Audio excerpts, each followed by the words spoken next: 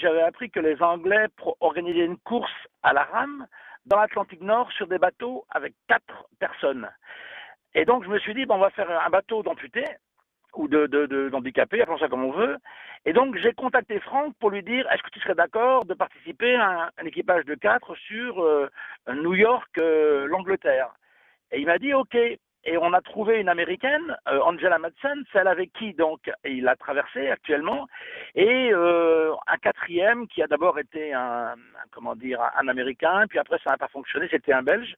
Et moralité, si vous voulez, cette traversée qui devait avoir lieu en 2005, on n'a pas pu la faire parce qu'on n'a pas monté le budget. Mais donc j'avais évidemment mis le goût à la tête, au cœur, à la bouche de Franck et d'Angela, et ils ont décidé de récupérer le bateau de Franck Edoumé, qui était mon propre bateau en 97, et donc de participer à cette édition-là qui vient de se courir en 2007 et qu'ils ont fait tous les deux très courageusement. Voilà un petit peu, résumé assez brièvement, l'histoire. Donc c'est sur votre bateau qu'ils ont à nouveau là traversé l'Atlantique en 2 mois et 5 jours. Oui, ce qui est extraordinaire avec ce bateau, qui a une histoire magnifique, il a été construit par des prisonniers, par des longues peines, qui étaient donc à la maison centrale de Moulins dans l'Allier, lorsque j'ai préparé en 97 cette traversée avec un ancien détenu pour parler de la réinsertion.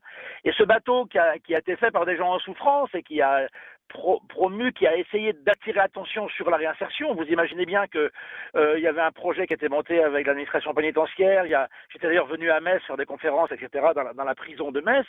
Donc cette histoire continue et je trouve ça magnifique et je trouve tous les deux très courageux parce que Angela est tout à fait handicapée, c'est pas du tout facile.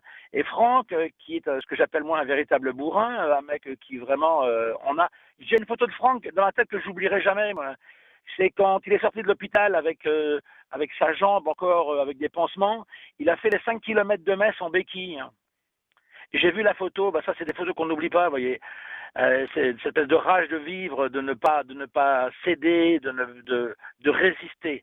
Et donc, c'est pour ça que cette traversée qu'ils ont faite, c'est magnifique, bien sûr.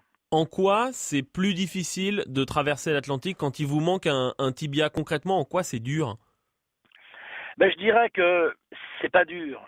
C'est moins difficile que si vous êtes valide.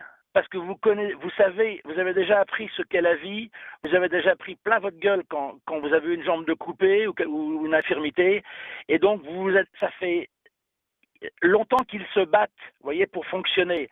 Donc cette traversée, évidemment, c'est difficile.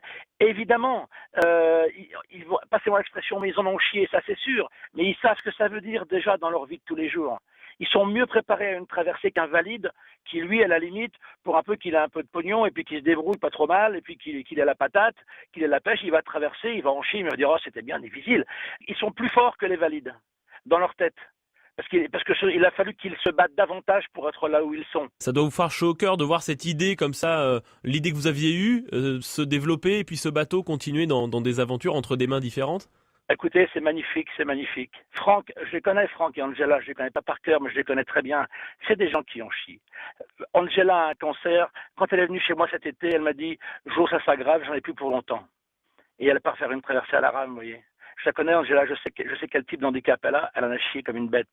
Et elle l'a fait. Et ça, bon, je veux dire une phrase idiote, total respect, parce que c'est un peu galvaudé parfois, malheureusement.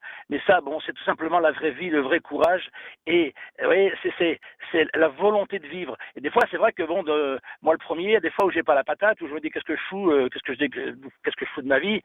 Et ben quand on voit ça, vous voyez, ça serait comme vous le disiez, ça fait chaud au cœur. Et puis, c'est des petits repères comme ça, quoi. Mais Franck, je le connais, quand j'ai vu qu'il a eu son infection au moignon, là, je l'ai vu. Les handicapés, on croit que c'est facile, mais même quand ils vont pas traverser à la rame et quand ils marchent dans la rue avec leur moignon, ben, il y a des frottements, il y a des infections, il y a des boutons, il y a des machins, il y a des trucs. C'est des vies. C'est pas des vies de misère, mais c'est des vies de bagarre, vous voyez, c'est des vies de combat, quoi. Donc, moi, je leur dis bravo, évidemment. Et puis je pleure avec eux, quoi. Voilà.